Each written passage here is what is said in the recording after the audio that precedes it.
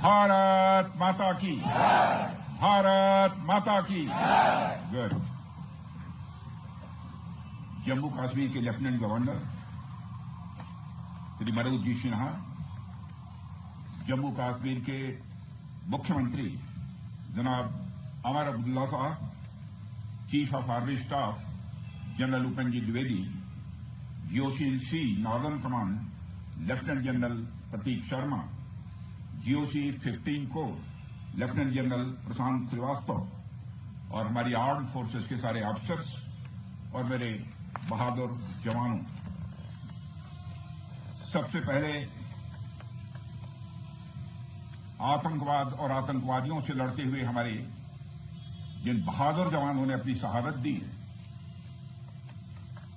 उनकी शहादत को मैं नमन करता हूं, उनकी मैं स्मृति को नमन करता हूं। और साथ ही पहलगाम में जो निर्दोष नागरिक आतंकवादियों के द्वारा मारे गए हैं, उनकी भी स्मृति को मैं नमन करता हूं। मैं हमारे घायल सैनिकों के साहस को भी नमन करता हूं और ईश्वर से यह प्रार्थना करता हूं कि वह जल्द से जल्द स्वस्थ हो जाएं। मेरे दोस्तों, इन विषम परिस्थिति में आप सबके बीच आज आकर मैं स्वयं को बहुत ही गौरवान्वित महसूस कर रहा हूं। हमारे प्रधानमंत्री माननीय नरेंद्र मोदी जी के कुशल नेतृत्व और मार्गदर्शन में ऑपरेशन सिंदूर के दौरान आपने जो कुछ भी किया है, उस पर पूरे देश को गर्व की अनुभूति हो रही है। मैं अभी भले ही आपका रक्षा मंत्री हूं, लेकिन उससे पहले तो मैं भारत का एक नागरिक हूं। रक्षा मंत्री के साथ साथ मैं आज भारत के नागरिक के रूप में भी आप सबके प्रति आभार व्यक्त करने के लिए यहां मौजूद हूं।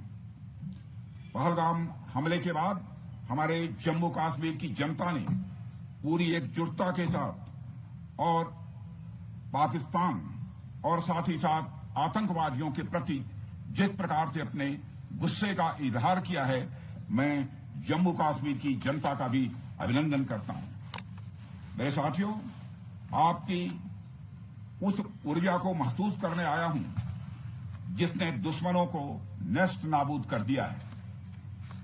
आपने जिस तरीके से सीमा के उस पार पाकिस्तान की चौकियों और बंकरों को आपने ध्वस्त किया, दुश्मन मैं समझता हूं उसे कभी भूल नहीं सकता। आपने देखा होगा कि आमतौर पर लोग जोश में होश खो देते हैं, लेकिन आपने जोश भी रखा, होश भी रखा और सूझबूझ के साथ दुश्मनों के ठिकानों को आपने बर्बाद किया है। आज मैं यहां रक्षा मंत्री के साथ साथ एक मैसेंजर के रूप में भी आप सबके सामने मौजूद हूं। पूरे देश की शुभकामनाएं, उनकी प्रार्थनाएं और उनकी कृतज्ञता को लेकर आप सबके बीच यहां मैं मौजूद हूं। एक तरह से आप समझिए कि मैं एक डाकिया बनकर आपके बीच आया हूं और देशवासियों का संदेश लाया हूं। संदेश यह है कि हमें हमारी सेनाओं पर गर्व है।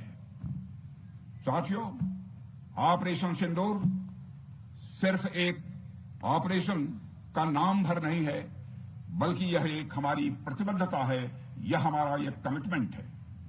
एक ऐसी प्रतिबद्धता जिसमें भारत ने दिखा दिया कि हम सिर्फ डिफेंस नहीं करते हैं, जब वक्त आता है तो हम कठोर निर्णय भी लेते हैं और कठोर कार्रवाई भी करते हैं। यह ऑपरेशन उस एक एक जवान की आंखों में देखा गया सपना था कि हर आतंकी ठिकाना, चाहे वह घाटियों में छुपा हो या बंकरों में दबा हो, हम वहां पहुंचेंगे और दुश्मन की छाती चीरकर हम उन आतंकी ठिकानों को खत्म करके ही हम वापस लौटेंगे।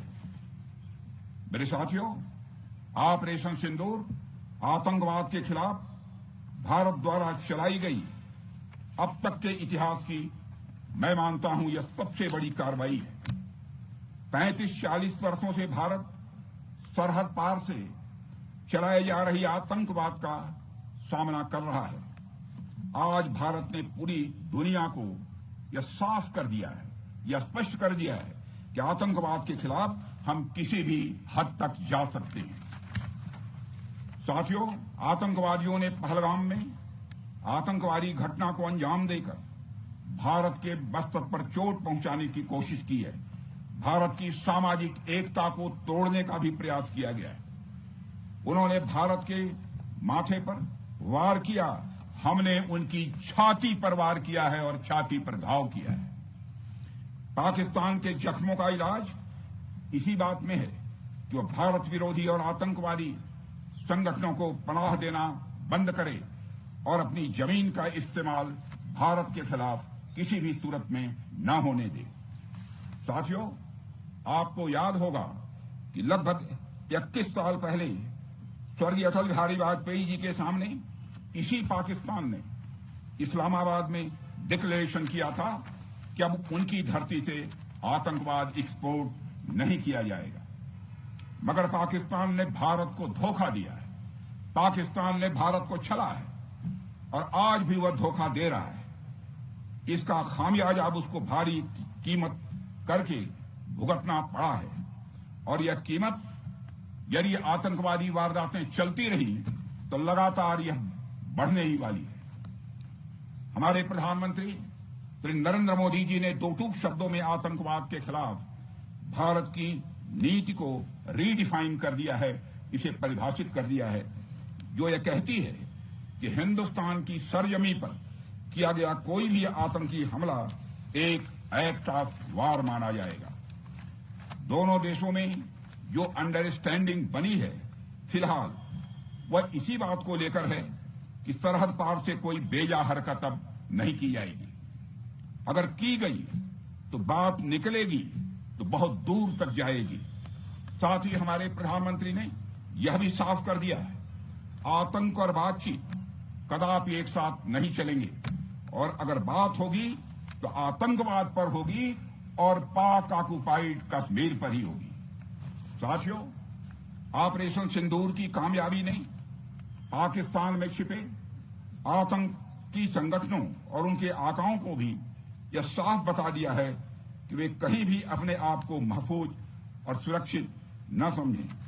अब वे हमारे बहादुर भारतीय सेनाओं के निशाने पर हैं। दुनिया जानती है हमारी सेनाओं का निशाना अचूक है और वो जब वो निशाना लगाते हैं तो गिनती करने का काम वह दुश्मनों पर छोड़ देते हैं। साथियों, आज आतंकवाद के खिलाफ भारत की प्रतिज्ञा कितनी कठोर है इसका पता इसी बात से चलता है कि हमने उनके न्यूक्लियर ब्लैकमेल की भी परवाह नहीं की है।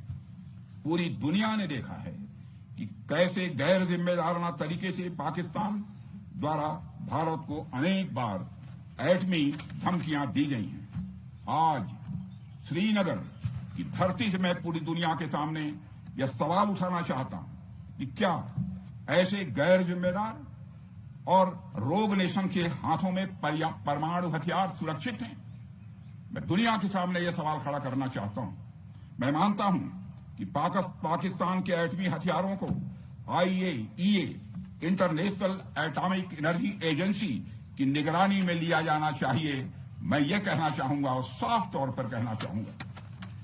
साथियों, हमारी सेनाओं हमारी सीमाओं पर अपनी मातृभूमि की रक्षा के लिए जिस तरह से आप सभी बिना रुके बिना थके दिन रात लगे रहते हैं वह अपने आप में अद्भुत है और अद्वितीय भी है। आपकी यही बातें हम सब भारतीयों के लिए मार्गदर्शक का कार्य करती हैं। यही कारण है कि मैं हमेशा आपसे मिलने के लिए उत्साहित रहता हूं ताकि आपके अंदर की ऊर्जा से हम सब भी कुछ प्रेरणा ले सकें।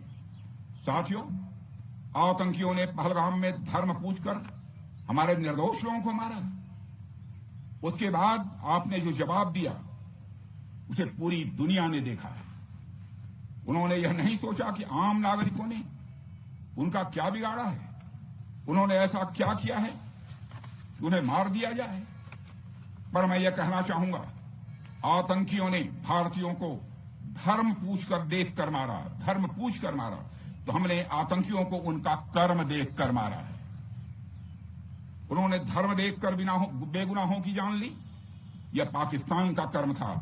हमने कर्म देखकर उनका खात्मा किया, यह हमारा भारतीय धर्म है। एक रक्षा मंत्री के रूप में मुझे आप सबको बेहद नजदीक से वर्षों से जानने का और समझने का अवसर मिला है। मैं आपके साहस और पराक्रम को तो जानता ही हूं, साथ ही साथ पहलगाम जैसी घटना के प्रति आपके गुस्से को भी मैं अच्छी तरह जानता हूं। साथियों, मुझे पता है कि पहलगाम के बाद आपके अंदर गुस्सा था, पूरे देश के अंदर गुस्सा था। मुझे पता है कैसा महसूस होता है जब धमनियों में बह रहा रक्त बेकाबू होने लगे, और मुझे इस बात की खुशी भी है कि आपने अपने गुस्से को सही दिशा देते हुए बड़ी बहादुरी और सूझबूझ के साथ पहलगाम का बदला लिया है। रही बात पाकिस्तान की, तो उसकी बात ही क्या करूं आपसे। वह देश तो मांगते मांगते अपनी जहालत से एक ऐसी हालात में आ गया है कि उसके बारे में यह भी कहा जा सकता है कि पाकिस्तान जहां भी खड़ा होता है वहीं से मांगने वालों की लाइन प्रारंभ हो जाती है। अभी आपने सुना ही होगा कैसे वह फिर एक बार इंटरनेशनल मॉनेटरी फंड IMF के पास कर्ज मांगने गया। वहीं दूसरी तरफ हमारा देश है कि हम आज उन देशों की श्रेणी में आते हैं जो IMF को फंड देते हैं ताकि IMF गरीब देशों को कर्ज दे सके। ऐसी स्थिति में हमारा यह भारत है। रामचरितमानस में स्वामी तुलसीदास जी ने लिखा है, जहां सुमतितः संपत्ति नाना, जहां कुमतितः विपत्ति निदाना। यानी जहां सुमति होती है, अच्छी नीतियां होती हैं, वहां सुख और समृद्धि होती है, और जहां कुमति होती है, बुरी मति होती है, केवल दूसरों के हित की भावना होती है, वहां तरह तरह की विपत्तियां स्वाभाविक रूप से आती ही हैं। पाकिस्तान जिसका जीता जागता यह उदाहरण है। साथियों, भारत के बारे में पूरी दुनिया यह बात जानती है कि हमने हमेशा शांति को प्राथमिकता दी है। हम आमतौर पर युद्ध के समर्थक कभी नहीं रहे, लेकिन स्थितियां जब इतनी विकट हो जाएं, जब देश की संप्रभुता पर आक्रमण होने लगे, तो जवाब देना यह आवश्यक हो जाता है। राष्ट्रकवि रामधारी सिंह दिनकर जी की पंक्तियां आपके सामने रखना चाहूंगा। रुग्ण होना चाहता कोई नहीं, रुग्ण होना चाहता कोई नहीं, रोग लेकिन आ गया जब पास हो तिक्त औषधि, कड़वी औषधि, तिक्त औषधि के सिवा उपचार क्या, शमित होगा वह नहीं मिष्ठान्न से। यानी कोई बीमारी अगर लग जाए तो वह मिठाई से दूर नहीं होती, उसके लिए कड़वी दवा ही काम करती है। इसलिए आतंकवाद जैसे रोग के लिए भी ऑपरेशन सिंदूर जैसी दवा की बड़ी जरूरत हो गई थी। साथियों, पूरे देश में हमारी सेनाओं को और हमारे सैनिकों को एक सम्मान की दृष्टि से देखा जाता है। एक सशक्त राष्ट्र वही होता है जो अपनी सेनाओं को सम्मान के साथ साथ आधुनिक हथियार और साजो सामान भी दे जिसकी उसे जरूरत है। मुझे गर्व है कि आज प्रधानमंत्री जी के नेतृत्व में सरकार हमारी सेनाओं के लिए यह सब सारा काम कर रही है।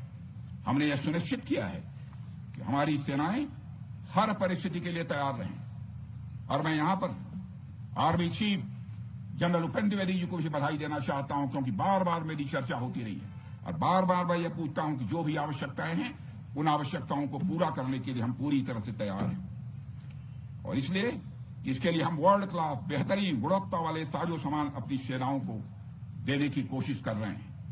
आज आधुनिक राइफल्स, मिसाइल डिफेंस शील्ड और ड्रोन्स जैसी नई पीढ़ी के कई इक्विपमेंट को तेजी से भारत में ही बनाया जा रहा है। साथियों, इसके अलावा सीमावर्ती इलाकों में हमने जो काम किया है वो आप सब देख रहे होंगे। आज LAC और LOC पर भी कनेक्टिविटी है, वैसी पहले शायद कभी नहीं थी। हमने हर स्तर पर यह दिखाया है कि हमारी सरकार केवल युद्ध भूमि पर ही नहीं बल्कि व्यक्तिगत रूप से और पारिवारिक रूप के साथ अपने सेना के जवानों के साथ खड़ी है। साथियों, अंत में एक बार फिर आप सभी को आपके शौर्य और पराक्रम के लिए हृदय से हार्दिक बधाई देता हूं। मैं आपको यह आश्वासन देता हूं कि हमारे प्रधानमंत्री जी के नेतृत्व में देश की सरकार और देश की जनता हर कदम पर, हर स्थिति में आपके साथ कंधे से कंधा मिलाकर खड़ी है।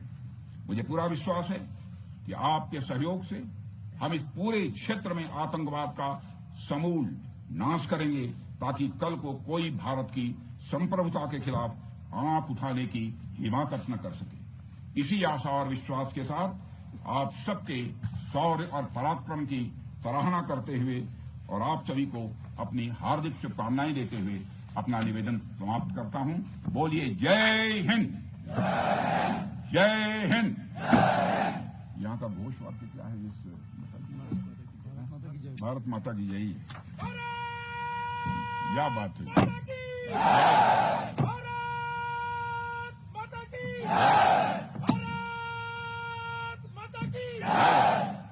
और अच्छी